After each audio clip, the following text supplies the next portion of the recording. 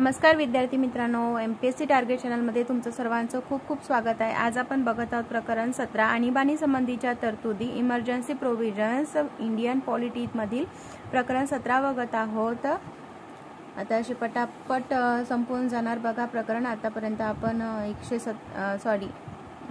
17 प्रकरणापर्यंत पोहोचलेला आहोतच आणि हे विभाग 2 मधलं शेवटचं टॉपिक आहे आणीबाणी संबंधीच्या तरतुदी। चला तर मग 1 मिनिटाचा वेळ न गमावता व्हिडिओला सुरुवात करत आहोत। तत्पूर्वी चॅनलला सबस्क्राइब केलं नसेल तर लगेच सबस्क्राइब करा, बेल आयकॉनला क्लिक करा जेणेकरून नवीन व्हिडिओ आल्यास लगेच तुमच्यापर्यंत तो येऊन पोहोचेल आणि एकही व्हिडिओ तुमच्याकडून स्किप होणार नाही।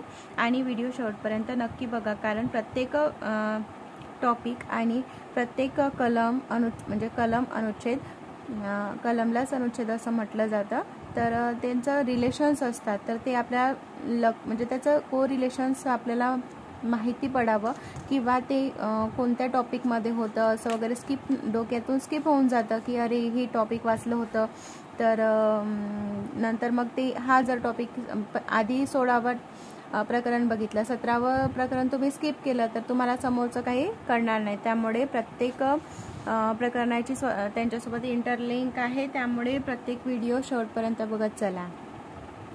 आता वाचूयात संविधानाच्या आता हे नंबर काय आहेत सांगा बघू।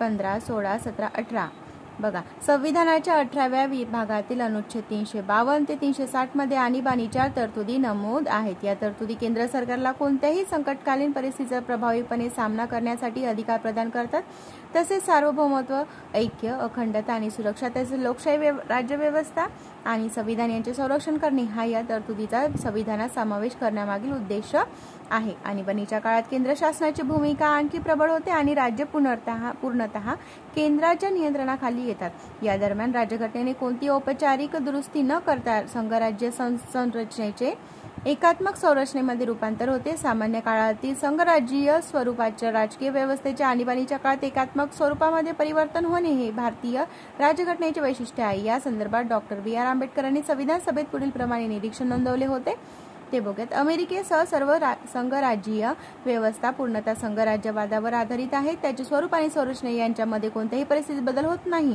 थोडक्यात सांगायचे झाल्यास त्या व्यवस्था कधीही एकात्मक स्वरूप धारण करत नाही, मात्र भारताची राज्यघटना वेळ आणि परिस्थितीनुसार एकात्मक किंवा संघराज्य स्वरूपाची असू शकते। सामान्य काळात भारतीय शासन व्यवस्था संघराज्य प्रणाली म्हणून कार्य करते, मात्र आणीबाणीच्या काळात एकात्मक प्रणाली म्हणून कार्य करण्यासाठी तिच्यामध्ये संरचनात्मक बदल केले जातात। राज्यघटनेमध्ये 3 प्रकारच्या आणीबाणीची तरतूद केलेली आहे। पहिली युद्ध, परकीय आक्रमण आणि सशस्त्र बंडामुळे उद्भवलेली आणीबाणी। अनुच्छेद 352 या आणीबाणीला राष्ट्रीय आणीबाणी म्हणून ओळखले जाते, मात्र राज्यघटनेमध्ये या प्रकारच्या आणीबाणीचा उल्लेख आणीबाणीच्या उद्घोषणा या संज्ञेने केलेला आहे। 2 संविधानातील तरतुदींना अनुसरून राज्याचे शासन चालवण्यात अपयश आल्यामुळे उद्भवलेली आणीबाणी। अनुच्छेद 356 या आणीबाणीला राष्ट्रपती राजवट म्हणतात। याशिवाय या प्रकरणाची आणीबाणीची राज्य आणीबाणी किंवा संविधानिक आणीबाणी या नावांनी देखील ओळखली जाते, मात्र राज्यघटनेत या परिस्थितीसाठी आणीबाणी हा शब्द वापरण्यात आलेला नाही।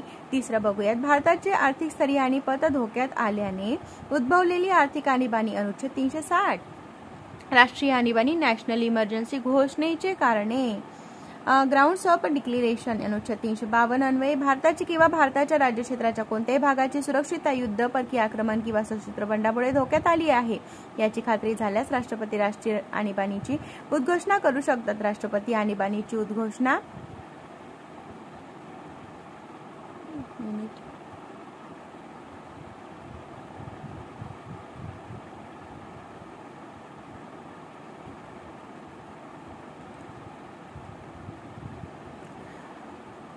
प्रत्यक्ष युद्ध, परकीय आक्रमण किंवा सशस्त्र बंड घडण्याआधी जर यांचा निकटवर्ती धोका असल्याबाबत खात्री झाली तर करू शकतात।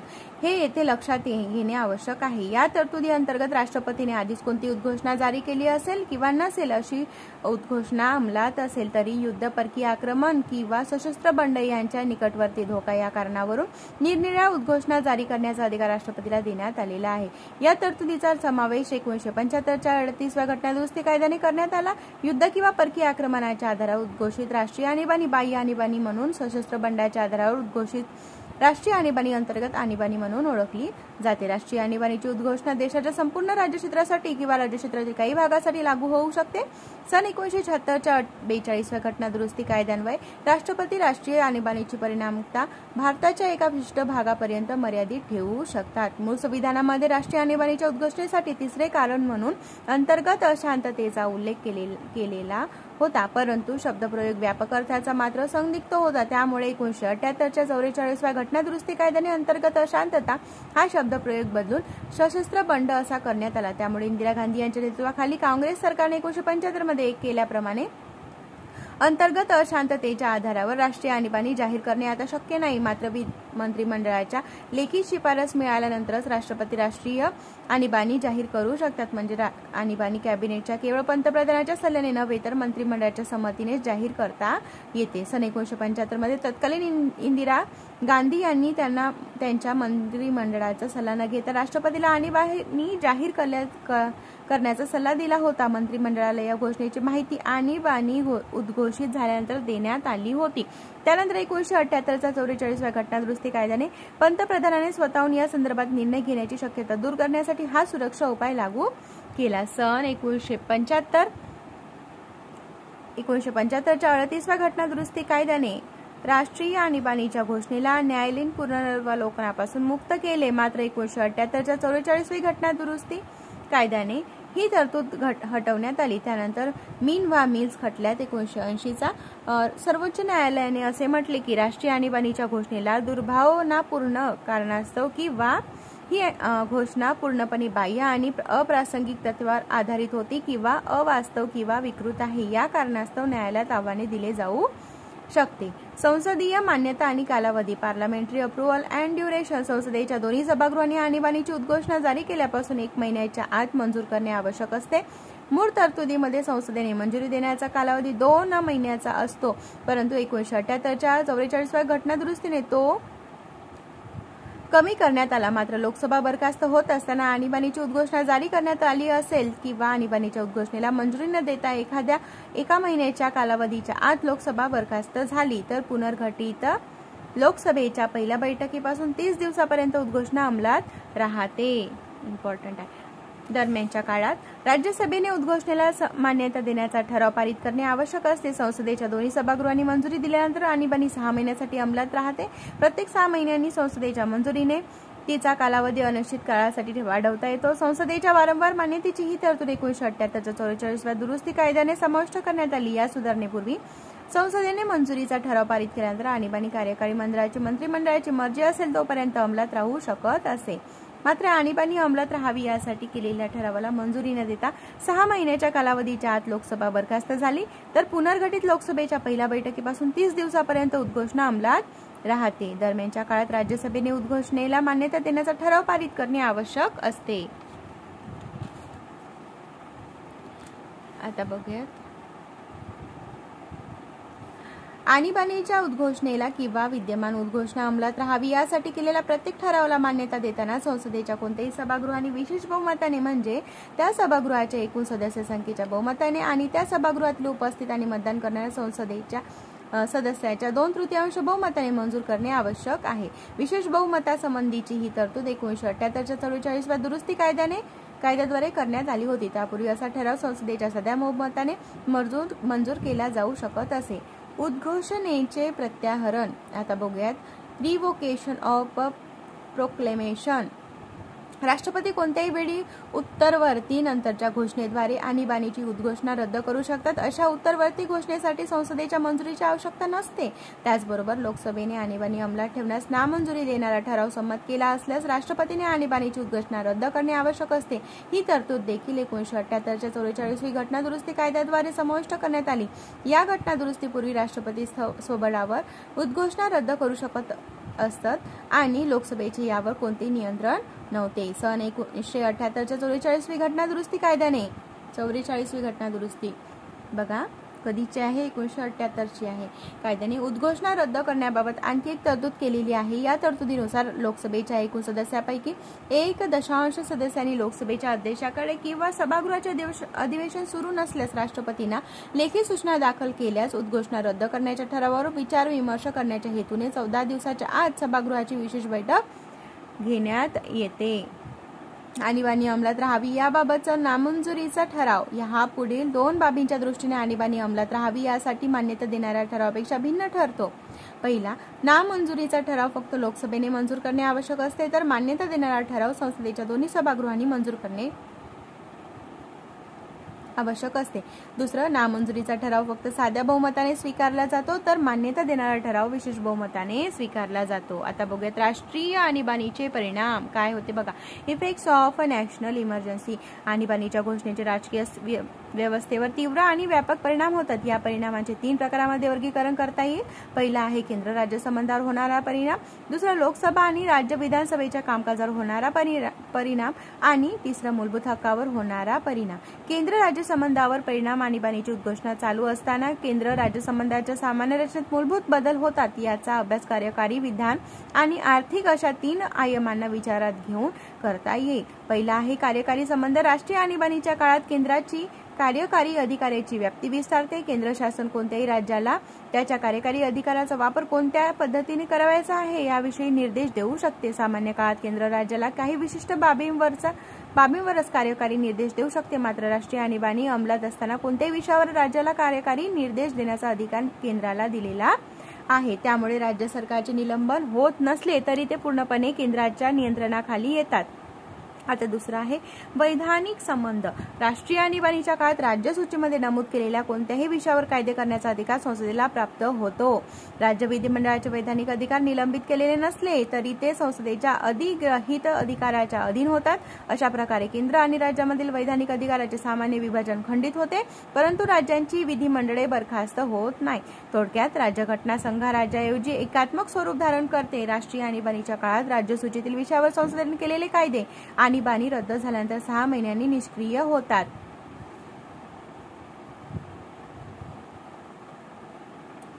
विशेष म्हणजे राष्ट्रीय आणीबाणीची उद्घोषणा जारी असताना संसदेचे अधिवेशन चालू नसल्यास राष्ट्रपती राज्य विषयावरील अध्यादेश जारी करू शकतात. या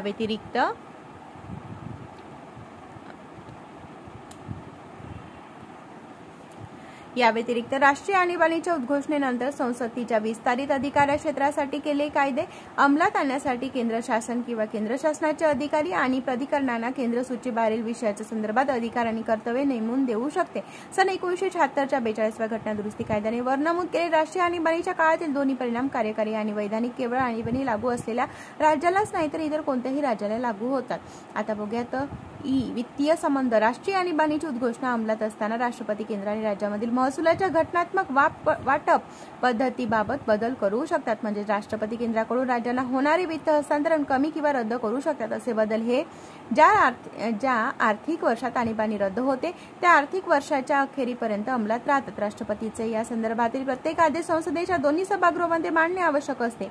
लोकसभा आणि राज्य विधानसभेच्या कार्यकाळावर होणारा परिणाम. राष्ट्रीय आणीबाणी लागू असताना संसदेने केलेल्या कायद्यानुसार लोकसभेचा कार्यकाळ सामान्य मुदतीपेक्षा 5 वर्षे एका वर्षासाठी अनिर्धारित काळासाठी वाढवला जाऊ शकतो. मात्र अशी मुदतवाढ आणीबाणी समाप्त झाल्यानंतर 6 महिन्यापेक्षा जास्त असू शकत नाही. उदाहरणार्थ 5व्या लोकसभेचा कार्यकाळ 1971-1977 2 वेळा प्रत्येकी 1 वर्षाने वाढवण्यात आला होता. राष्ट्रीय आणीबाणीच्या काळात राज्य विधानसभेचा सामान्य कार्यकाळही 5 वर्ष प्रत्येक वेळी 1 वर्षाने वाढवण्याचा अधिकार संसदेला आहे. याबाबतही अशी मुदतवाढ आणीबाणी समाप्त झाल्यानंतर 6 महिन्यापेक्षा जास्त असू शकत नाही. आता बघूयात मूलभूत हक्कावर होणारा परिणाम. अनुच्छेद 358 आणि अनुच्छेद 359 मध्ये राष्ट्रीय आणीबाणीची उद्घोषणा अंमलात आल्यावर मूलभूत हक्कावर होणारे परिणाम नमूद केलेले आहेत. अनुच्छेद 358 हे अनुच्छेद 19 अन्वये हमी दिलेल्या मूलभूत हक्काच्या निलंबनाशी संबंधित आहे, तर अनुच्छेद 359 हे इतर मूलभूत हक्काच्या अनुच्छेद 20 आणि 21 मधील मूलभूत हक्क वगळता निलंबनाशी संबंधित आहे. या 2 तरतुदी खाली स्पष्ट केलेल्या आहेत. त्या बघूयात. दिलेला आहे अनुच्छेद 19 अंतर्गत असलेल्या मूलभूत हक्कांचे निलंबन. अनुच्छेद 358 नुसार राष्ट्रीय आणीबाणीची उद्घोषणा अंमलात आल्यावर अनुच्छेद 19 अंतर्गत नमूद केलेले नमूद असलेले 6 मूलभूत हक्काचे आपोआप निलंबन होते. त्याचे निलंबनासाठी स्वतंत्र आदेशाची आवश्यकता नसते. राष्ट्रीय आणीबाणीची उद्घोषणा लागू असताना शासनावर अनुच्छेद 19 नुसार कोणतेही निर्बंध लागू होत नाही. म्हणजे शासन अनुच्छेद 19 ने दिलेल्या 6 मूलभूत अधिकाराचे उल्लंघन होते किंवा ते हिरावून घेतले जाते असा कोणताही कायदा बनवू शकते किंवा कोणतीही कार्यवाही करू शकते. अशा कोणत्याही कायद्याला किंवा कार्यकारी कार्यवाहीला ती अनुच्छेद 19 मधील मूलभूत हक्काशी विसंगत असल्याच्या आधारावर न्यायालयाला आव्हान दिले जाऊ शकत नाही. राष्ट्रीय आणीबाणी समाप्त झाल्यानंतर अनुच्छेद 19 च्या तरतुदी पुन्हा अंमलात येतात. आणीबाणीच्या काळात केलेला अनुच्छेद 19 शी विसंगत असणारा कोणताही कायदा आणीबाणीची समाप्ती झाल्यावर प्रभावहीन ठरतो. मात्र आणीबाणीच्या काळात अशा कायद्यान्वये केलेल्या कार्यवाहीबाबत आणीबाणीची मुदत संपल्यानंतर कोणताही उपाय करता येत नाही. म्हणजेच आणीबाणीच्या काळात केलेल्या वैधानिक आणि कार्यकारी कृतींना आणीबाणी समाप्त झाल्यानंतरही आव्हान देता येऊ शकत नाही. सन 1978च्या 44वी दुरुस्ती कायद्याने अनुच्छेद 358 ची व्याप्ती 2 प्रकारे मर्यादित केलेली आहे. पहिली गोष्ट म्हणजे कलम 19 मध्ये 6 मूलभूत अधिकार तेव्हाच निलंबित केले जातात जेव्हा राष्ट्रीय आणीबाणी ही युद्ध किंवा बाह्य आक्रमणाच्या आधारावर घोषित केली जाते, सशस्त्र बंडाच्या आधारावर नाही. तसेच केवळ आणीबाणीशी संबंधित कायद्यांना न्यायालयीन आव्हानापासून संरक्षण मिळते, इतर कायद्यांना नाही. त्याचबरोबर केवळ आणीबाणीशी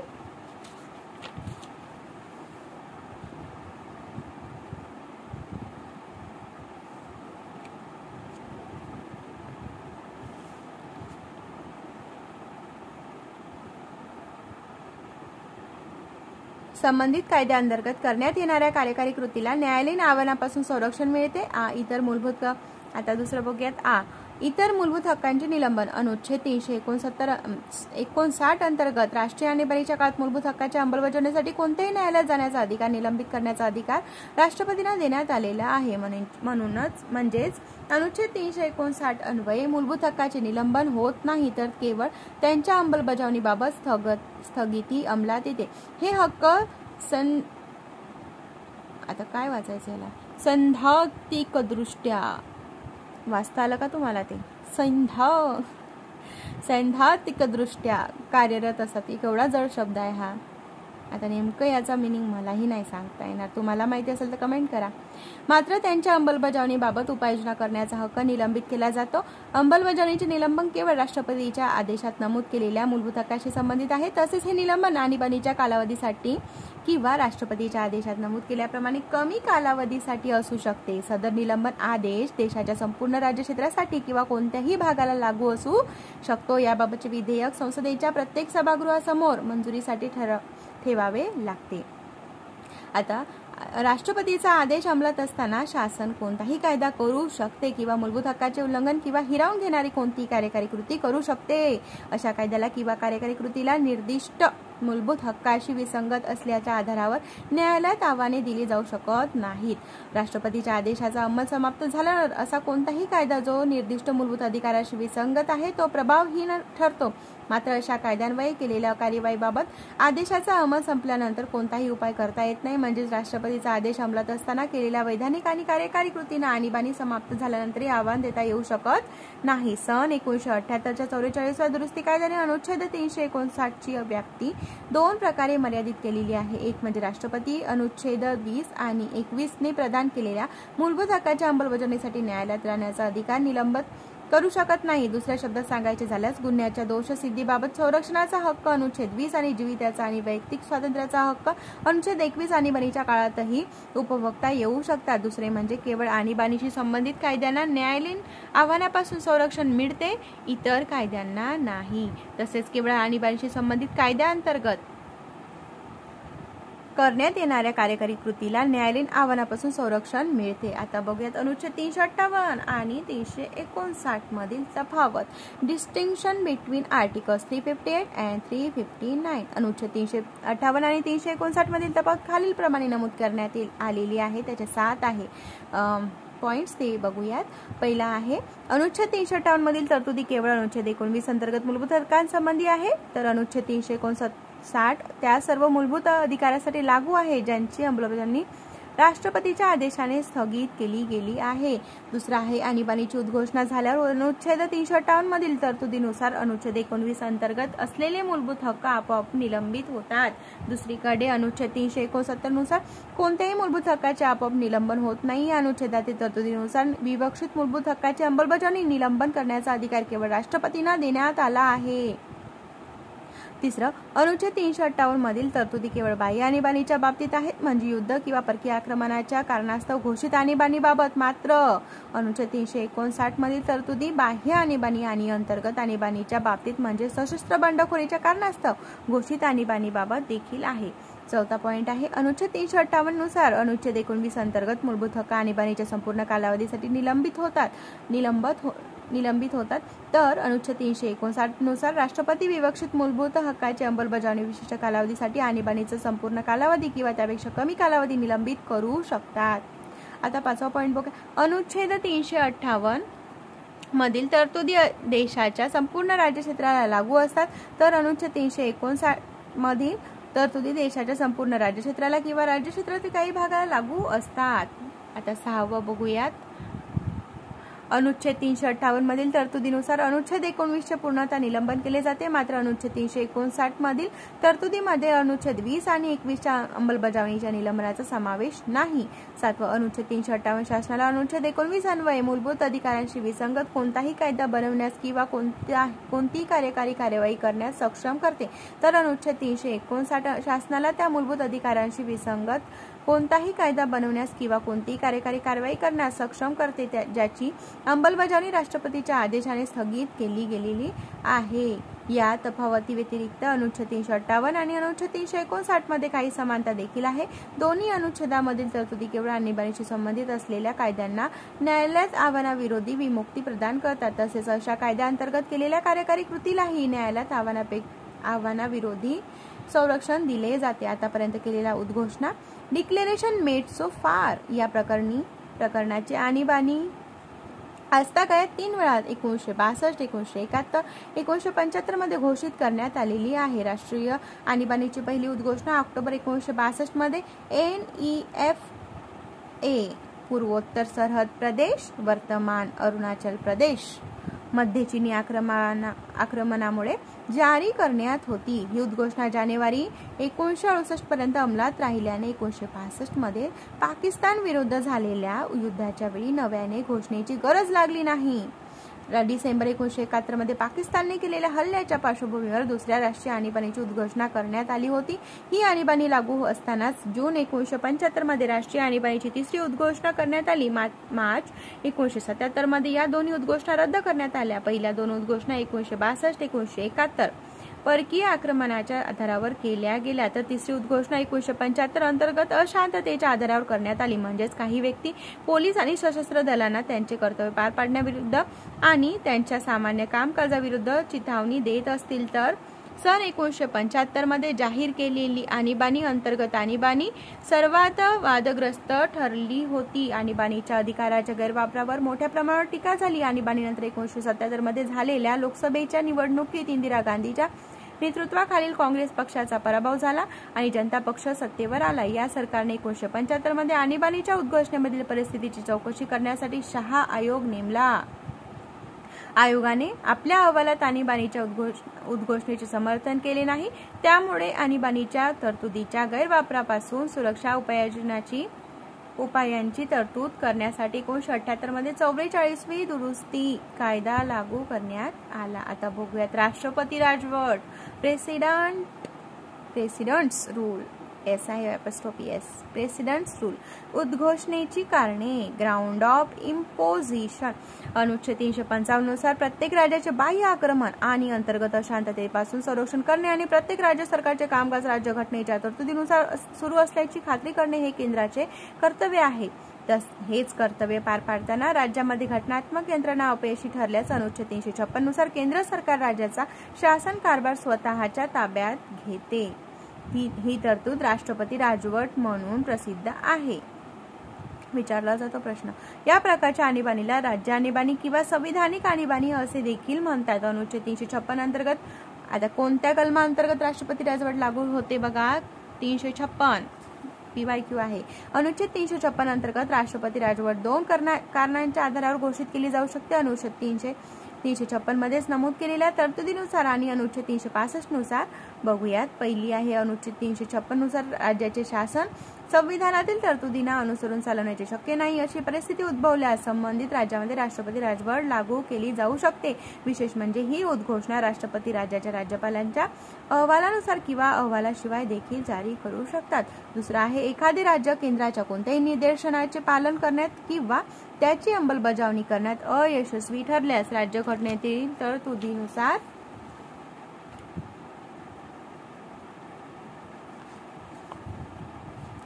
राज्याचा कारभार चालवता येत नाही अशी परिस्थिती उद्भवली आहे असे जाहीर करण्याचा अधिकार राष्ट्रपतीने अनुच्छेद 365 नुसार दिलेला आहे.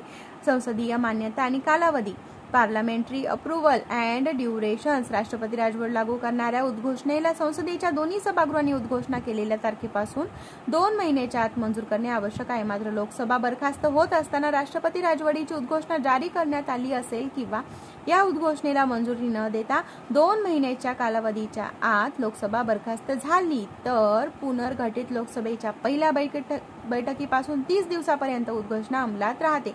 दरम्यानच्या काळात राज्यसभेने उद्घोषणेला मान्यता देण्याचा ठराव पारित करणे आवश्यक असते. संसदेच्या दोन्ही सभागृहांनी मान्यता दिल्यास राष्ट्रपती राजवट 6 महिन्यांसाठी अंमलात राहते. संसदेच्या मंजुरीने दर 6 महिन्यांनी तिचा कालावधी जास्तीत जास्त 3 वर्षासाठी वाढवता येऊ शकतो. मात्र राष्ट्रपती राजवट अंमलात राहावी यासाठी केलेल्या ठरावाला मंजुरी न देता 6 महिन्याच्या कालावधीच्या आत लोकसभा बरखास्त झाली तर पुनर्गठित लोकसभेच्या पहिल्या बैठकीपासून 30 दिवसापर्यंत उद्घोषणा अंमलात राहते. दरम्यानच्या काळात राज्यसभेने उद्घोषणेला मान्यता देण्याचा ठराव पारित करणे आवश्यक असते. राष्ट्रपती राजवटीच्या उद्घोषणेला मंजुरी देणारा प्रत्येक ठराव संसदेच्या कोणत्याही सभागृहामध्ये केवळ साध्या बहुमताने म्हणजे त्या सभागृहातील उपस्थित आणि मतदान करणाऱ्या सदस्याच्या बहुमताने पारित केला जातो. सन 1978च्या 44व्या घटना दुरुस्ती कायद्याने राष्ट्रपती राजवटीची उद्घोषणा 1 वर्षाच्या पुढे वाढवण्याच्या संसदेच्या अधिकारावर अंकुश ठेवण्यासाठी नवीन तरतूद समाविष्ट केली आहे. या तरतुदीनुसार खालील 2 अटी पूर्ण झाल्यावरच राष्ट्रपती राजवटीला 1 वर्ष पूर्ण झाल्यानंतर पुढे 6 महिन्यांनीच वाढवता येऊ शकते. पहिला आहे राष्ट्रीय आणीबाणीची उद्घोषणा भारताच्या संपूर्ण राज्यक्षेत्रामध्ये किंवा संपूर्ण राज्यामध्ये किंवा राज्याच्या कोणत्याही भागामध्ये लागू असल्यास आणि दुसरा आहे काही अडचणीमुळे संबंधित राज्याच्या विधानसभेच्या सर्वत्र निवडणुका होऊ शकत नाही असे निवडणूक आयोगाने प्रमाणित केल्यास राष्ट्रपती राजवटीची उद्घोषणा राष्ट्रपती त्यानंतरच्या उद्घोषणेद्वारे कधीही रद्द करू शकतात. अशा उद्घोषणेला संसदेच्या मंजुरीची आवश्यकता नसते. राष्ट्रपती राजवटीचे परिणाम. आता परिणाम बघूयात. Consequences of presidents rule. जेव्हा एखाद्या राज्यात राष्ट्रपती राजवट लागू केली जाते तेव्हा राष्ट्रपतींना खालील विशेष अधिकार प्राप्त होतात. पहिला आहे राष्ट्रपती राज्य शासनाची कार्य आणि राज्यपाल किंवा राज्याच्या इतर कोणत्याही कार्यकारी प्राधिकरणाकडे असलेले अधिकार स्वतःच्या ताब्यात घेऊ शकतात. दुसरं राष्ट्रपती राज्य शासनाचे अधिकार संसदेला देण्याबाबत घोषणा करू शकतात. तिसरं राष्ट्रपती राज्यातील कोणत्याही संस्था किंवा प्राधिकरणाशी संबंधित घटनात्मक तरतुदीच्या निलंबनासह इतर सर्व आवश्यक पावले उचलू शकतात. त्यामुळे एखाद्या राज्यात राष्ट्रपती राजवट लागू केल्यावर राष्ट्रपती मुख्यमंत्र्यांच्या नेतृत्वाखाली राज्य मंत्रिमंडळ बरखास्त करतात. राज्याचे राज्यपाल राष्ट्रपतीच्या वतीने राज्याचे मुख्य सचिव किंवा राष्ट्रपतींनी नियुक्त केलेल्या सल्लागाराच्या मदतीने राज्याचे प्रशासन चालवतात. त्यामुळेच कलम 356 अन्वये एखाद्या राज्यात राष्ट्रपती राजवट लागू करणे असे संबोधले जाते. या व्यतिरिक्त राष्ट्रपती राज्य विधानसभेला निलंबित किंवा उत्सर्जित करू शकतात. राष्ट्रपती राजवटी दरम्यान संसद राज्य विधानसभेची विधेयके आणि राज्याचा अर्थसंकल्प मंजूर करते. बघा काय मंजूर करते. राष्ट्रपती राजवटी दरम्यान संसद राज्य विधानसभेची विधेयके आणि राज्याचा अर्थसंकल्प मंजूर करते. राज्य विधानमंडळाचे अशा प्रकारे निलंबन किंवा विसर्जन झाल्यानंतर पहिला आहे संसद राज्यासाठी कायदे करण्याचा प्रातिनिधिक अधिकार राष्ट्रपतींना किंवा या संदर्भात राष्ट्रपतींनी नियुक्त केलेल्या इतर कोणत्याही प्राधिकरणाला सोपवू शकते. 2 संसद किंवा प्रातिनिधिक बाबतीत राष्ट्रपती किंवा राष्ट्रपतींनी नियुक्त केले इतर कोणतेही प्राधिकरण केंद्र किंवा केंद्राच्या अधिकारी आणि प्राधिकरणांना अधिकार प्रदान करणारे आणि कर्तव्य लादणारे कायदे करू शकतात. आणि तिसरं, लोकसभेचे अधिवेशन चालू नसल्यास संसदेची मंजुरी मिळेपर्यंत राज्याच्या एकत्रित निधीतून खर्च करण्याबाबतची अधिकृत तरतूद राष्ट्रपती करू शकतात. संसदेने किंवा राष्ट्रपतींनी नियुक्त केलेल्या इतर कोणत्याही प्राधिकरणाने केलेला कायदा राष्ट्रपती राजवटीनंतरही कार्यरत राहतो. म्हणजेच या कालावधी ज्या बाबतीत असा कायदा अंमलात आहे त्या घोषणेच्या कालावधीशी संबंधित नसतो. मात्र असा कायदा राज्य विधिमंडळ रद्द करू किंवा बदलू किंवा पुन्हा लागू करू शकते. मात्र राष्ट्रपती संबंधित राज्याच्या उच्च न्यायालयाला दिलेले अधिकार स्वतःच्या ताब्यात घेऊ शकत नाही किंवा त्या संबंधीच्या घटनेतील तरतुदी निलंबित करू शकत नाही. दुसऱ्या शब्दात सांगायचे झाल्यास राष्ट्रपती राजवटी दरम्यान संबंधित राज्याच्या उच्च न्यायालयाच्या संविधानिक दर्जा, अधिकार आणि कार्ये अबाधित राहतात. राष्ट्रपती राजवट आणि राष्ट्रीय आणीबाणी या दोन्हीच्या तुलनात्मक अभ्यास, आधार, संसदीय मंजुरी कालावधी, रद्दीकरण आणि परिणाम या संदर्भात तक्ता दिला आहे तो बघून घेऊयात. राष्ट्रीय आणीबाणी, राष्ट्रपती राजवट यांची तुलना केलेली आहे ती बघून घेऊयात. काय आहे तर पहिली इकडे दिला आहे राष्ट्रीय आणीबाणी अनुच्छेद 352 आणि राष्ट्रपती राजवट अनुच्छेद 356. आता बघूयात. पहिला पॉइंट आहे हा, भारताची किंवा भारताच्या राज्यक्षेत्राच्या कोणत्याही भागाची सुरक्षितता युद्ध, परकीय आक्रमण किंवा सशस्त्र बंडामुळे धोक्यात आल्यास राष्ट्रीय आणीबाणीची उद्घोषणा केली जाते. राष्ट्रपती राजवट कधी होते बघूयात. पहिला पॉइंट आहे, राज्याचे शासन संविधानातील तरतुदींना अनुसरून चालवणे शक्य नाही अशा परिस्थितीचे कारण युद्ध, परकीय आक्रमण किंवा सशस्त्र बंड नसल्यास उद्भवल्यास राष्ट्रपती राजवटीची उद्घोषणा केली जाऊ शकते. दुसरा आहे, राष्ट्रीय आणीबाणी अंमलात असताना राज्याचे कार्यकारी मंडळ आणि कायदे मंडळ त्यांची घटनात्मक कार्य आणि अधिकार पार पाडतात. मात्र केंद्राला राज्यात प्रशासन आणि कायद्याचे समवर्ती अधिकार मिळतात. दुसरा आहे, राष्ट्रपती राजवट लागू असताना संबंधित राज्याचे कार्यकारी मंडळ बरखास्त केले जाते आणि विधिमंडळ निलंबित किंवा बरखास्त केले जाऊ शकते. राष्ट्रपती राज्यपालाद्वारे राज्याचे प्रशासन चालवतो आणि संसद राज्यासाठी कायदे करते. म्हणजे संबंधित राज्याचे कार्यकारी आणि वैधानिक अधिकार केंद्राकडे सोपवले जातात. तिसरा आहे, राज्यसूचीमधील विषयावर केवळ संसद कायदे करू शकते. असा अधिकार इतर कोणत्याही मंडळाला किंवा प्राधिकरणाकडे सोपवता येत नाही. इकडे दिलेला आहे राष्ट्रपती राजवटमध्ये. तिसरा पॉइंट, संसद राज्यासाठी कायदे करण्याचा प्रातिनिधिक अधिकार राष्ट्रपतीला किंवा या संदर्भात राष्ट्रपतीने नियुक्त केलेल्या इतर कोणत्याही प्राधिकरणाला सोपवू शकते. आजतागायत राष्ट्रपतींनी संबंधित राज्याच्या खासदारांच्या सल्ल्याने राज्यांसाठी कायदे करण्याचा प्रघात आहे. या कायद्यांना राष्ट्रपतीचे अधिनियम असे म्हणतात. आता चौथा पॉइंट आहे,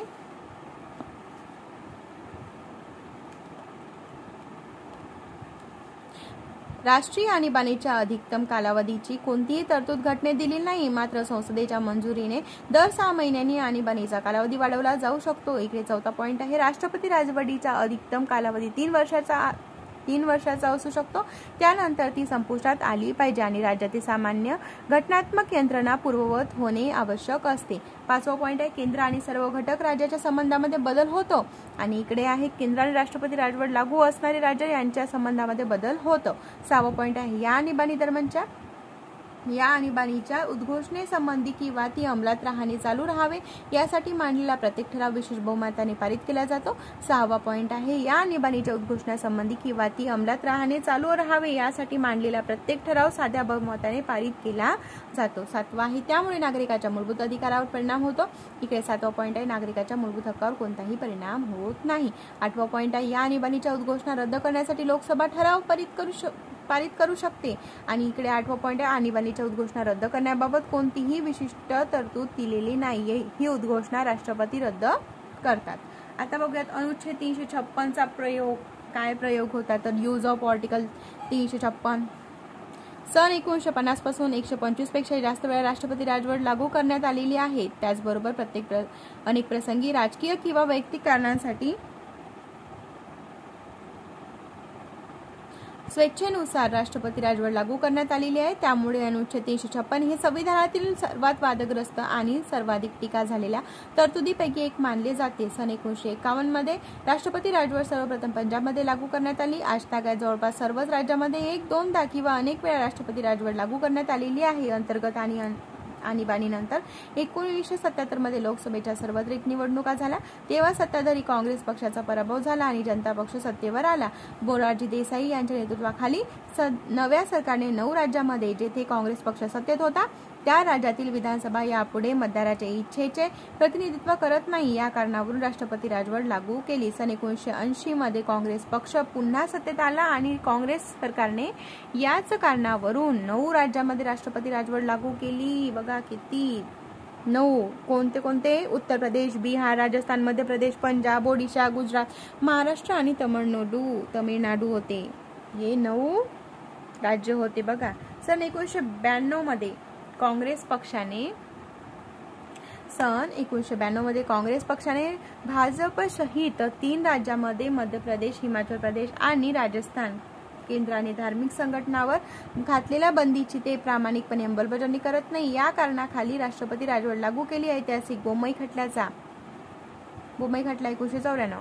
बोमई खटल्याच्या 1994 निकालामध्ये सर्वोच्च न्यायालयाने धर्मनिरपेक्ष हे राज्यघटनेचे मूलभूत वैशिष्ट्य असल्याच्या आधारावर या घोषणेची वैधता कायम राखली. मात्र न्यायालयाने 1988 मध्ये नागालँडमध्ये, 1989 मध्ये कर्नाटकात आणि 1991 मध्ये मेघालयात लादलेल्या राष्ट्रपती राजवटीच्या निर्णयाची वैधता कायम ठेवली नाही. डॉ. B.R. आंबेडकरांनी संविधान सभेतील या तरतुदीबाबतच्या टीकांना उत्तर देताना अनुच्छेद 356 द्वारे प्रदान केलेले कठोर अधिकार प्रभावहीन डेड लेटर ठरतील आणि या तरतुदी केवळ शेवटचा उपाय म्हणून वापरल्या जातील अशी आशा व्यक्त केली. त्यांनी याबाबत पुढील प्रमाणे निरीक्षण नोंदवले. आता ते बघूयात कशा पद्धतीने निरीक्षण नोंदवले. तर केंद्राचा हस्तक्षेप निषिद्ध मानला पाहिजे कारण ते प्रांताच्या म्हणजेच राज्याच्या सार्वभौम अधिकारावर आक्रमण असेल. आपली राज्यघटना संघराज्य स्वरूपाची असल्याने राष्ट्रपती राजवट हा एक मूलभूत प्रस्ताव म्हणून स्वीकारला गेला पाहिजे. मात्र असे असूनही केंद्राने प्रांतीय कारभारात हस्तक्षेप करताना काही घटनात्मक निर्बंधांचे पालन करणे आवश्यक आहे. या अनुच्छेदातील तरतुदी कधीही कार्यान्वित होणार नाहीत आणि त्या प्रभावहीन राहतील. यासाठी आपण प्रयत्नशील असणे गरजेचे आहे. तरीही या तरतुदी प्रत्यक्षात आणल्यावर प्रांताच्या प्रशासनाला निलंबित करण्यापूर्वी राष्ट्रपती योग्य ती खबरदारी घेतील अशी मला आशा आहे. मात्र राज्यघटनेचे प्रभावहीन ठरणारी तरतूदच अनेक राज्य सरकारे आणि विधानसभांविरुद्ध घातक शस्त्र ठरली आहे हेच आजवरच्या घटनांविरुद्ध दिसून येते. आंबेडकरांच्या या निरीक्षणासंदर्भात संविधान सभेचे सदस्य H.V. कामत यांनी नंतर टिप्पणी केली होती की डॉ. आंबेडकर हयात नाहीत मात्र या अनुच्छेदाचे अस्तित्व कायम आहे. न्यायिक पुनर्वलोकनाची व्याप्ती, स्कोप ऑफ ज्युडिशियल रिव्ह्यू. सन 1975च्या 38वी घटना दुरुस्ती आहे. बरं कधीची? 1975ची. कायद्याने अनुच्छेद 356 बाबत राष्ट्रपतीचे अधिकार अंतिम आणि निर्णायक ठरवले आणि या अधिकाराच्या अंमलबजावणी विरोधात कोणत्याही आधारावर कोणत्याही न्यायालयात आव्हान दिले जाणार नाही असेही नमूद केले. मात्र सन 1978च्या 44वी घटना दुरुस्ती कायद्याद्वारे राष्ट्रपतीचे समाधान न्यायिक पुनर्वलोकनाच्या पलीकडे नाही हे स्पष्ट करण्यात आले. बोमई खटल्यात 1994 सर्वोच्च न्यायालयाने अनुच्छेद 356 अंतर्गत राज्यात राष्ट्रपती राजवट लागू करण्याबाबत खालील प्रस्ताव मांडले होते. पहिला, राष्ट्रपती राजवट लागू करणारी राष्ट्रपतीची उद्घोषणा न्यायालयीन पुनर्वलोकनाचा अधीन असेल. 2, राष्ट्रपती राजवट लागू करताना राष्ट्रपतीची उद्घोषणा संबंधित कारणावर आधारित असणे आवश्यक आहे. राष्ट्रपतीची कृती अप्रासंगिक किंवा विसंगत कारणावर आधारित असल्यास किंवा ती दुर्भावनापूर्ण किंवा विकृत असल्याचे आढळल्यास न्यायालयाद्वारे ती रद्द केली जाऊ शकते. राष्ट्रपती राजवट लागू करण्याचे समर्थन करण्यासाठी संबंधित आधार अस्तित्वात आहे हे सिद्ध करण्याचे उत्तरदायित्व केंद्राकडे असेल. 4, आधारभूत कारणाची अचूकता किंवा पर्याप्ततेबाबत न्यायालयाला कोणते अधिकार नसतील मात्र ते कारवाईशी संबंधित आहे की नाही याची पडताळणी न्यायालय करू शकते. 5 आहे, जर न्यायालयाने राष्ट्रपतीची उद्घोषणा असंवैधानिक आणि अवैध असल्याचे मानले तर बरखास्त केलेले राज्य सरकार पुनर्संचयित करण्याचा आणि राज्य विधानसभेला निलंबित किंवा उत्सर्जित केल्यास पुनर्संचयित करण्याचा अधिकार न्यायालयाला असेल. 6 पॉइंट, संसदेने राष्ट्रपतीच्या राष्ट्रपतीच्या घोषणेला मान्यता दिल्यानंतरच राज्य विधानसभा बरखास्त करण्यात यावी, अशी मान्यता मिळेपर्यंत राष्ट्रपती केवळ विधानसभा स्थगित करू शकतात. संसदेने या घोषणेला मंजुरी न दिल्यास विधानसभा पुन्हा सक्रिय होईल. 7वा पॉइंट असा आहे की धर्मनिरपेक्ष संविधानाचे मूलभूत वैशिष्ट्य आहे, त्यामुळे धर्मनिरपेक्षतेविरोधी राजकारण करणाऱ्या राज्य सरकारवर अनुच्छेद 356 नुसार कार्यवाही केली जाऊ शकते. 8वा पॉइंट असा आहे की राज्य सरकारने विधानसभेचा विश्वास गमावला आहे. या प्रश्नावर सभागृहात निर्णय व्हायला हवा आणि निर्णय होईपर्यंत मंत्रिमंडळ बरखास्त केले जाऊ नये. 9वा पॉइंट केंद्रात नवीन राजकीय पक्षाने सत्ता ग्रहण केल्यानंतर त्याला राज्यामधील इतर पक्षांनी स्थापन केलेली मंत्रालय बरखास्त करण्याचा अधिकार असणार नाही. 10वा पॉइंट असा आहे की अनुच्छेद 356 अंतर्गत असलेले अधिकार अपवादात्मक आहे आणि केवळ विशिष्ट परिस्थितीबाबत गरजांची पूर्तता करण्यासाठी हे अधिकाराचा उपयोग करण्यात यावा. बिलकुल बोर व्हायचं नाही, कंटिन्यू रीडिंग करायची, कंटिन्यू ऐकायचं. बोर झालात तर तो प्रश्न गेलाच समजा मग तुमचा. अनुच्छेद 356च्या तत्पूर्वी हे समोर वाचण्यापूर्वी तुम्हाला स्टॉप करते, सॉरी म्हणते. पण माहिती आहे का तुम्हाला एक गोष्ट शेअर करायची होती की ती हीच की कंटिन्यू ऐका. कंटिन्यू ऐकल्याने काय होणार तुमचं, आता व्हिडिओ प्रत्येकाला बघणं शक्य होत नाही कारण 1-1 तासाचे व्हिडिओ होत चालले आहेत, टॉपिक्स खूप मोठे मोठे आहेत. तर कंटिन्यू ऐका. खरं सांगते तुमचं हे पुस्तक संपूर्ण पाठ होणार आणि जेव्हा तुम्ही पेपरला जाल ना 1-1 शब्द तुम्हाला लक्षात येणार. अरे हे आपण ऐकलं होतं आणि 15च्या पैकी 15ही प्रश्न आपले पॉलिटीचे करेक्ट येणार. नुसतं ऐकून एवढं फ्रीमध्ये कोणीच देत नाही. एवढे टीचर्स आहेत, आपले क्लासेस आहेत, पण पैसे घेतल्याशिवाय इतकं काही तुम्हाला डिटेलमध्ये सांगतात का? नाही सांगत. आणि एवढं मोठं पुस्तक घेऊन आपण बसतो का, वाचायला लागलं तर बोर होऊन जातं. तर म्हणून अजिबात बोर व्हायचं नाही. स्वतःचा आत्मविश्वास अजिबात ढासळू द्यायचा नाही. स्वतःवर विश्वास ठेवायचा. संयमाने प्रत्येक गोष्ट हळूहळू करायची. तुम्हाला असं वाटत असेल की हा 1 तासाचा टॉपिक झाला, दुसरं परत ऐकून घेते, तिसरं ऐकून घेते. जर तुम्ही पुस्तक वाचायला बसाल ना फक्त एकच टॉपिक तुमचा वाचून होणार, परंतु तुम्ही ऐकायला बसाल ना तर तुम्हाला कळणार देखील नाही की 1-1 प्रकरण असं वाचण्यात म्हणजे ऐकून सहज ऐकल्या जातात. कारण आपण व्हिडिओज बघतो, रील्स बघतो, ते 1-1 तास आपला कसा जातो आपल्याला कळत नाही. त्यामुळे हे मी तुमच्यासाठी महत्त्वाचं म्हणजे का बरं असं अशा पद्धतीचं रीडिंग करत आहे, कारण मी संपूर्ण यूट्यूब चॅनलला बघितलं की अशा पद्धतीचं रीडिंग नाहीच आहे मराठीमध्ये. आणि आजकालच्या मुलांना काय वाचावं, कुठून वाचावं, कशा पद्धतीचा अभ्यास करावा हे मात्र बिलकुलच कळत नाही. बस ते पुस्तक आणतात विकत, 2 दिवस वाचतात, बाकी दिवस तसंच पुस्तक राहते. हायलाईट करतात, मस्त हायलाईट करून ठेवतात. काय हायलाईट करायचं, कोणत्या पद्धतीचे प्रश्न हायलाईट करायचे, ह्या सर्व गोष्टी लक्षात येतात का? नाही. जे एकदम सिरियस मुलं असतात त्यांची तर गोष्ट वेगळीच असते. ते पहिल्याच अटेम्प्टला क्लिअर होऊन जातात, ते सिरियस मोडमध्ये. आणि जे व्यक्ती सिरियस मोडमध्ये नाही आहेत, प्लीज त्यांनी सिरियस मोडमध्ये या आणि अशा पद्धतीचे तुमच्यासाठी सगळं इझी अवेलेबल होत आहे मटेरियल, तर त्याचा उपभोग घ्या. ठीक आहे. आता बघूयात अनुच्छेद 356च्या वाजवी आणि अवाजवी वापराबाबतची परिस्थिती.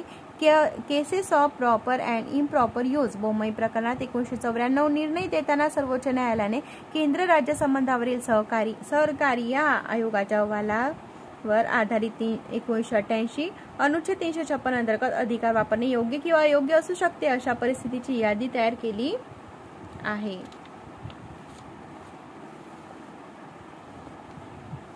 एखाद्या राज्यात राष्ट्रपती राजवट लागू करणे खालील परिस्थितीमध्ये योग्य ठरेल. कधी? पहिला आहे पॉइंट, जेथे विधानसभेचे सार्वत्रिक निवडणुकानंतर कोणत्याही पक्षाला बहुमत मिळाले नाही, म्हणजे त्रिशंकू विधानसभा. दुसरा आहे विधानसभेत बहुमत असलेल्या पक्षाने मंत्रिमंडळ स्थापन करण्यास नकार दिल्यास आणि राज्यपालांना विधानसभेत बहुमत असलेली युतीचे नेतृत्व नसल्याची खात्री दिल्यास. तिसरं, विधानसभेतील पराभवानंतर विद्यमान मंत्रिमंडळाने राजीनामा दिल्यानंतर विधानसभेत बहुमत असलेला इतर कोणताही पक्ष मंत्रिमंडळ स्थापन करण्यास इच्छुक किंवा सक्षम नसल्यास. चौथा आहे, केंद्र सरकारच्या घटनात्मक निर्देशनाकडे राज्य सरकारने दुर्लक्ष केल्यास. पाचवा, अंतर्गत अस्थिरता, उदाहरणार्थ सरकारचा कारभार जाणीवपूर्वक संविधानाच्या आणि कायद्याच्या विरोधात असेल किंवा विद्रोही स्वरूपाचा असल्यास. 6वा पॉइंट, शासकीय यंत्रणेचे विघटन, जेथे राज्य शासन घटनात्मक जबाबदाऱ्या पार पाडण्यास नकार देत जाणून बुजून राज्याची सुरक्षा धोक्यात आणत असेल. एखाद्या राज्यात राष्ट्रपती राजवट लागू करणे पुढील परिस्थिती योग्य ठरेल. ते बघूया. अयोग्य कधी ठरते तर जेव्हा विधानसभेतील बहुमत कमी झाल्यामुळे मंत्रिमंडळ राजीनामा देते किंवा बरखास्त केले जाते आणि राज्यपाल पर्यायी मंत्रिमंडळाच्या स्थापनेची शक्यता तपासल्याशिवाय राष्ट्रपती राजवट लागू करण्याची शिफारस करतात. दुसरं, राज्यपाल विधानसभेत मंत्रिमंडळाच्या पाठिंब्याचे स्वतःचे मूल्यमापन करतात आणि विधानसभेमध्ये मंत्रिमंडळाला बहुमत सिद्ध करू न देता राष्ट्रपती राजवट लागू करण्याची शिफारस करतात. तिसरा पॉईंट, विधानसभेत बहुमत असलेल्या सत्ताधारी पक्षाला लोकसभेच्या सार्वत्रिक निवडणुकांमध्ये दारुण पराभवाला समोर जावे लागते. 1977 आणि 1980च्या सार्वत्रिक निवडणुकींप्रमाणेच. चौथा पॉईंट, अंतर्गत अशांतता, ज्या दरम्यान शासकीय यंत्रणेमध्ये अंतर्गत अस्थिरता किंवा विघटन होत नाही. पाचवा, राज्यातील गैरप्रशासन किंवा मंत्रिमंडळावर भ्रष्टाचाराचे आरोप किंवा राज्याची बिकट आर्थिक परिस्थिती. सहावा, जिथे राज्य सरकारला अत्यंत तातडीची परिस्थिती वगळता कामकाज सुरळीत चालवण्याबाबत पूर्व चेतावणी न दिल्याने प्रतिकूल परिस्थिती निर्माण झाल्यास. सातवा पॉईंट आहे, सत्ताधारी पक्षाच्या पक्षांतर्गत समस्याचे निराकरण करण्यासाठी किंवा राज्यघटनेने तरतुदीशी अप्रासंगिक किंवा असंबंधित हेतूसाठी सत्तेचा वापर होत असल्यास. आर्थिक आणीबाणी बघूयात आता. फायनान्शियल इमर्जन्सी उद्घोषणेची कारणे. ग्राउंड्स ऑफ डिक्लेरेशन अनुच्छेद 360 नुसार भारताची आर्थिक स्थैर्य किंवा पत धोक्यात आली आहे अशी परिस्थिती उद्भवली असल्याचे समाधान झाल्यास राष्ट्रपतीला आर्थिक आणीबाणीची उद्घोषणा करण्याचा अधिकार आहे. सन 1975च्या 38व्या घटनादुरुस्ती कायद्याने आर्थिक आणीबाणीबाबत राष्ट्रपतीचे अधिकार अंतिम आणि निर्णायक ठरवले आणि या अधिकाराच्या अंमलबजावणी विरोधात कोणत्याही आधारावर कोणत्याही न्यायालयात आव्हान दिले जाणार नाही असे नमूद केले. मात्र ही तरतूद सन 1978च्या 44व्या घटनादुरुस्ती कायद्याद्वारे रद्द करण्यात आली आणि राष्ट्रपतीचे समाधान न्यायिक पुनरावलोकनाच्या पलीकडे नाही हे स्पष्ट करण्यात आले. संसदीय मान्यता आणि कालावधी. Parliamentary approval and duration. आर्थिक आणीबाणी लागू करणाऱ्या उद्घोषणेला संसदेच्या दोन्ही सभागृहांनी उद्घोषणा केलेल्या तारखेपासून 2 महिन्याच्या आत मंजूर करणे आवश्यक आहे. मात्र लोकसभा बरखास्त होत असताना आर्थिक आणीबाणीची उद्घोषणा जारी करण्यात आली असेल किंवा या उद्घोषणेला मंजुरी न देता 2 महिन्याच्या कालावधीच्या आत लोकसभा बरखास्त झाली तर पुनर्गठित लोकसभेच्या पहिल्या बैठकीपासून 30 दिवसापर्यंत उद्घोषणा अंमलात राहते. दरम्यानच्या काळात राज्यसभेने उद्घोषणेला मान्यता देण्याचा ठराव पारित करणे आवश्यक असते. संसदेच्या दोन्ही सभागृहांनी मंजूर केल्यावर मागे येईपर्यंत आर्थिक आणीबाणी अनिश्चित काळासाठी चालू राहते. यावरून 2 बाबी स्पष्ट होतात. पहिली अशी आहे की आर्थिक आणीबाणीसाठी कोणतीही कमाल कालावधी विहित केलेला नाही आणि दुसरं, तसेच तिचा कार्यकाळ वाढवण्यासाठी संसदेची वारंवार मंजुरी घेणे आवश्यक नाही.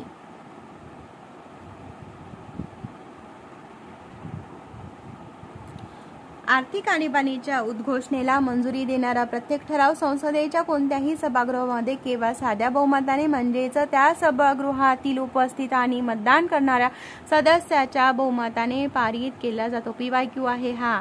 आर्थिक आणीबाणीच्या उद्घोषणेला मंजुरी देणारा प्रत्येक ठराव संसदेच्या कोणत्याही सभागृहामध्ये केवळ साध्या बहुमताने म्हणजेच त्या सभागृहातील उपस्थित आणि मतदान करणाऱ्या सदस्याच्या बहुमताने पारित केला जातो.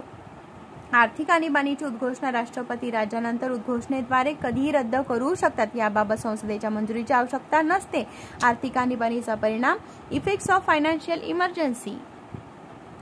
आर्थिक आणीबाणीच्या घोषणेचे परिणाम खालीलप्रमाणे आहेत. पहिली, केंद्र शासन कार्यकारी प्राधिकरणांतर्गत कोणत्याही राज्याला पुढील निर्देश देऊ शकतात. आर्थिक औचित्याच्या नियमांचे पालन करण्याचे निर्देश आणि राष्ट्रपतीला आवश्यक आणि समाधानकारक वाटणारे इतर निर्देश.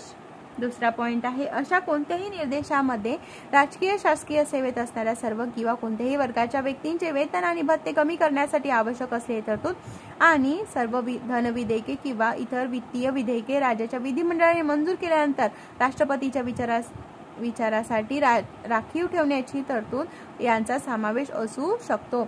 राष्ट्रपती सर्व किंवा कोणत्याही वर्गातील व्यक्तीचे वेतन आणि सर्वोच्च न्यायालय आणि उच्च न्यायालयाचे न्यायाधीश यांचे वेतन आणि भत्ते कमी करण्यासाठी निर्देश जारी करू शकतात. आर्थिक आणीबाणीच्या काळात राज्यावर आर्थिक बाबीमध्ये केंद्र शासनाचे पूर्ण नियंत्रण प्रस्थापित होते. संविधान सभेचे सदस्य HN कुंजरू यांनी PYQ यांनी आर्थिक आणीबाणीच्या तरतुदीमध्ये तरतुदीमुळे राज्याच्या आर्थिक स्वायत्ततेला गंभीर धोका निर्माण झाला आहे असे नमूद केले आहे. तर या तरतुदीचा संविधानात समावेश करण्यामागची कारणे स्पष्ट करताना डॉक्टर बी.आर. आंबेडकरांनी संविधान सभेत पुढील प्रमाणे निरीक्षण नोंदवले.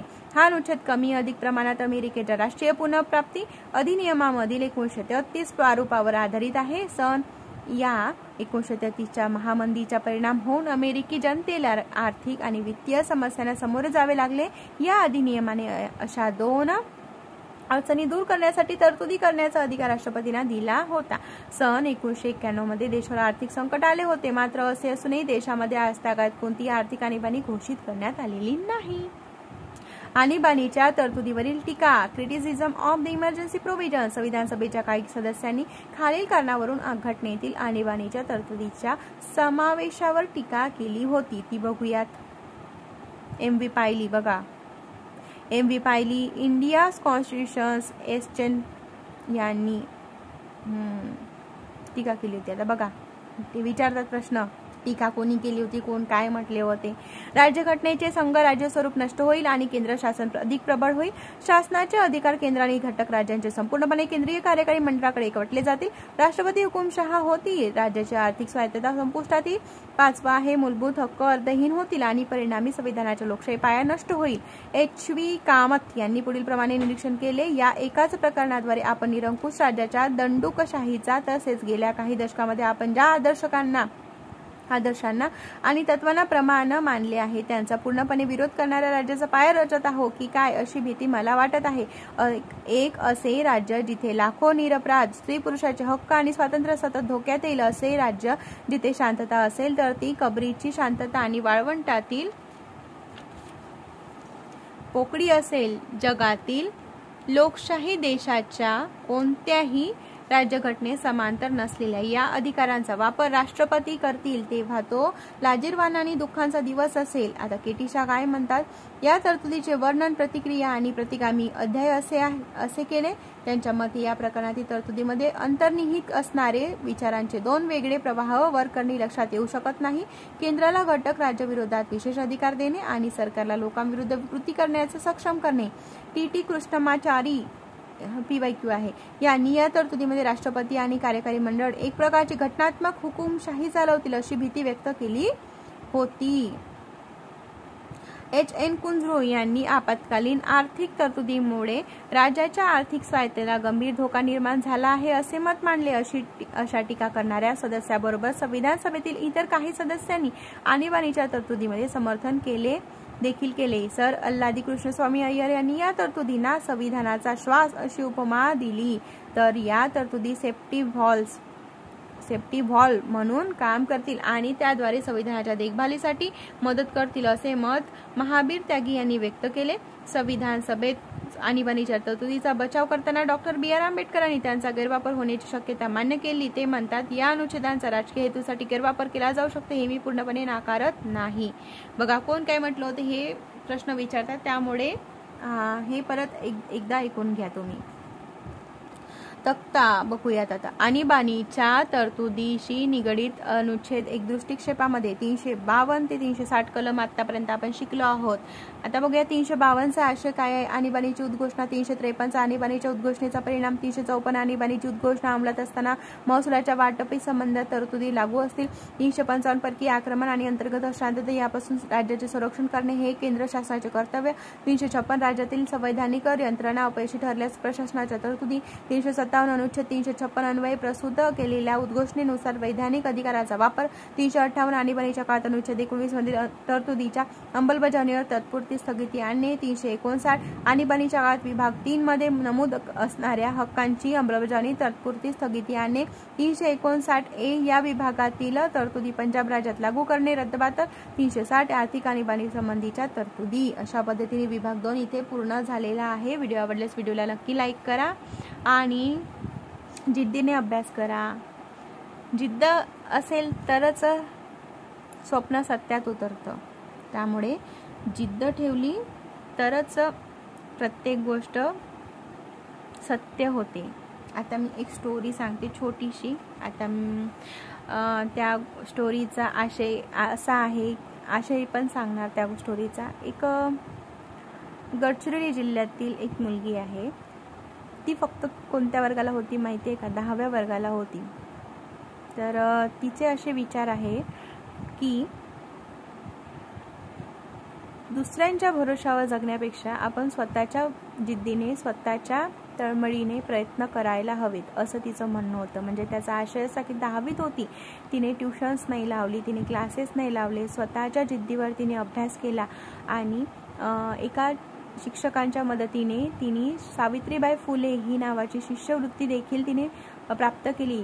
तिला दरमहा जेवढा काही आहे तेवढा महिना मिळतो, तरी देखील ती आज आता 12वीत आहे. तर ती काय करते माहिती का? तुम्हाला सांगते. आज ती नर्सची ट्रेनिंग म्हणजे फ्री ऑफ कॉस्टमध्ये नर्सची ट्रेनिंग होती, त्यामध्ये तिने फ्री ऑफ कॉस्टमध्ये नर्सची ट्रेनिंग घेतली आणि त्याच आधारावर तिने आता जॉब देखील सुरू केला आहे. बघा, ती फक्त 17 वर्षाची मुलगी असे विचार आत्ताच स्वतःमध्ये आत्मसात करू शकते. आणि आपण प्रत्येक गोष्ट आपल्याला इझी अवेलेबल असताना देखील आपण का नाही करू शकत? तिची तळमळ, तिची जिद्द थोडीशी देखील आपण या गोष्टीची जाणीव ठेवायला हवी की ती 17 वर्षाची मुलगी अशा पद्धतीची जिद्द ठेवून प्रत्येक कार्य करू शकते. आज ती 12वीत सायन्सला आहे. गडचिरोली जिल्ह्यातली गोष्ट सांगत आहे मी. जेव्हा की तो जिल्हा इतका म्हणजे अजूनही त्या ठिकाणी कशी परिस्थिती आहे आपण विचार देखील नाही करू शकत. कारण मी त्या ठिकाणी 7 वर्ष राहिले आहे. अजूनही तिथली परिस्थिती तेवढी सुबक नाही आहे. ज्या पद्धतीने आपण राहतो तशा पद्धतीचं काहीच वातावरण तिथे नाही आहे. तरी देखील ती मुलगी अशी जिद्द ठेवून आज सिटीमध्ये जॉब करत आहे. फक्त 17 वर्षाची मुलगी ती कमवत आहे. स्वतःच्या पायावर ती पैसा कमावते आणि स्वतः शिकत आहे. तर तुम्ही देखील अशीच जिद्द ठेवा आणि लवकरात लवकर या चक्रव्यूहातून बाहेर पडा, अशीच मी तुमच्याकडे अपेक्षा ठेवते. आणि व्हिडिओ आवडल्यास व्हिडिओला लाईक करत चला, जास्तीत जास्त शेअर करत चला. कारण तुमचं एक लाईक, एक सबस्क्रिप्शन आणि एक शेअर हेच माझं मोटिवेशन आहे. तुमच्या एका शेअरमुळे आणि एका सबस्क्रिप्शनमुळे कोणाचं तरी चांगलं होत असेल तर चांगल्याची सद्भावना मनामध्ये ठेवा, चांगल्या गोष्टी, पॉझिटिव्हिटी मनामध्ये ठेवा, पॉझिटिव्ह राहा आणि तब्येत चांगली ठेवा. तब्येत खराब होऊ द्यायची नाही, कारण तब्येत जर ऐनवेळी खराब झाली तर पेपर कसा सॉल्व करणार? ठीक आहे. तर या सर्व गोष्टी लक्षात ठेवा आणि तळमळीने अभ्यास करा. हीच आपली मेंटरशिप आहे असं विचारात घ्या आणि व्यवस्थित पद्धतीने अभ्यास करा. भरपूरसे व्हिडिओ, माझेच व्हिडिओ म्हणून नाही आहे, भरपूरसं रेडी मटेरियल तुमच्यापर्यंत आहे. तर त्याचा उपभोग घ्या. मी म्हणत नाही की माझंच बघा, ते तुम्हाला योग्य वाटते ना ते करा, पण अभ्यास करा, जिद्दीने करा. कारण आज तुम्ही अभ्यास कराल तर नंतर तुमच्या आईवडिलांना प्राऊड फील होणार. आईवडील कशासाठी कष्ट करतात? फक्त आपल्या मुलांनी काहीतरी आयुष्यात आपलं नाव कमवावं. म्हणजे त्याचं स्वतःचं नाव तर होतंच, पण त्याच्यासोबतच त्याच्या आईवडिलाचं देखील नाव होत असतं. त्यामुळे आपल्या आईवडिलांना विसरून जाऊ नका. शेतकरी वर्गातील मुलं देखील किती मेहनत करत असतात. बघा की आम्हाला वडिलोपार्जित शेती न करता आम्हाला सरकारी नोकरी लागायला हवी. कारण शेतकऱ्याचं दुःख, कष्ट किती भयंकर असतात हे मी जवळून बघितलेलं आहे. म्हणून शेतकऱ्यांच्या पोरांनो हो, व्यवस्थित जिद्दीने अभ्यास करा. सगळं रेडी मटेरियल मी हळूहळू अवेलेबल करून देणारच आहे. मी काहीच ठेवणार नाही आहे माझ्याजवळ. माझी जेवढी शक्ती आहे तेवढी पणाला लावून तुमच्यापर्यंत सगळं काही देण्याचा मी प्रयत्न करत आहे. तर त्याचं तुम्ही चीज करा, ठीक आहे? नाहीतर उगाच व्हिडिओ बनवत आहे आणि टाकत आहे यूट्यूबला, तर तुम्ही संपूर्ण व्हिडिओज बघत नसाल तर त्याचा काय फायदा होणार आहे? काहीतरी मोटिवेशन असायला हवं की नाही आपल्या आयुष्यामध्ये? मोटिवेट राहायलाच हवं आपण. सॉरी आपले प्रकरन्स होते, म्हणजे व्हिडिओजच्या माध्यमातून थोडंसं मोटिवेट राहावं याकरिता मी तुम्हाला सांगितलेलं. योग्य वाटत असेल तर नक्कीच लाईक करा. चला, इथेच व्हिडिओ स्टॉप करते. आता नंतर विभाग 3 सुरू होणार आहेत. केंद्र शासन, सेंट्रल गव्हर्नमेंट. त्यामध्ये आपण राष्ट्रपती, उपराष्ट्रपती, पंतप्रधान, केंद्रीय मंत्रिमंडळ, कॅबिनेट समित्या, संसदीय समित्या, भारतीय संसदीय गट, सर्वोच्च न्यायालय, न्यायालयीन पुनरावलोकन, न्यायिक सक्रियता, जनहित याचिका. तर हे संपूर्ण टॉपिक इतकं महत्त्वाचं आहे. यावर राष्ट्रपतीवर तर भरपूर प्रश्न पडले असतात. त्यामुळे समोरील व्हिडिओ अजिबात स्किप करू नका, कंटिन्यू ऐका, ठीक आहे? सकाळी सकाळी उठल्याबरोबर पॉलिटिक्स घेऊन बसत चला. जोपर्यंत हा पॉलिटिक्स संपत नाही तोपर्यंत ते पॉलिटिक्सचे व्हिडिओज कंटिन्यू ऐकायचे, म्हणजे जेणेकरून कानावरून सतत. आणि हे ऐकलं की लगेच त्याची PYQ सॉल्व्ह करायची. PYQ तर आपल्या चॅनलला सगळेच अवेलेबल केलेले आहेत 21,000 प्रश्नसंचामध्ये. आणि हो, इकॉनॉमिक्सचे का नाही मी घेतले आहेत, कारण तुम्हाला इकॉनॉमिक्सचं लेटेस्ट अपडेट असायला हवे. त्यामुळे मी इकॉनॉमिक्स हा सब्जेक्ट त्याचे विश्लेषणासहितच मी देणार असं मी ठरवलं आहे. त्यामुळे जेव्हा नवीन बुक येणार तेव्हा मी ते त्याचं विश्लेषण असणार आहे आणि त्याचे PYQs असणार आहे, म्हणजे सगळं अपडेटेड असणार आहे.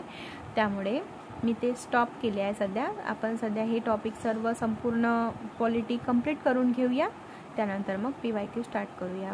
सॉरी विद्यार्थी मित्रांनो, तुम्हाला असं वाटत असेल की इकॉनॉमिक्सचे PYQs येत नाही आहेत, जसे होईल तसे मी टाकण्याचा प्रयत्न करते आहे. आणि समाजसुधारक आपले शॉर्ट फॉर्ममध्ये डिस्क्रिप्शनमध्ये भरपूर माहिती दिलेली आहे, तुम्ही चॅनलला शॉर्ट्समध्ये जाऊन बघा.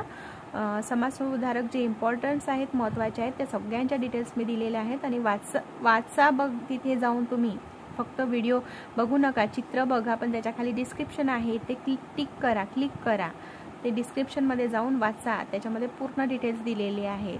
त्यांच्या जन्मापासून त्यांनी कार्य केले तिथपर्यंत सगळं डिटेल्स, मृत्यूपर्यंत सगळ्या गोष्टी डिटेल्समध्ये सांगितलेल्या आहेत. तर तुम्ही चॅनलला भेट द्या एकदा आणि प्लेलिस्टला जाऊन बघा, सगळ्याच गोष्टी अवेलेबल करून दिलेल्या आहेत, फक्त तुम्ही त्याचा फायदा घ्या. ठीक आहे, चला तर मग इथेच व्हिडिओ स्टॉप करते. Best of luck and bye.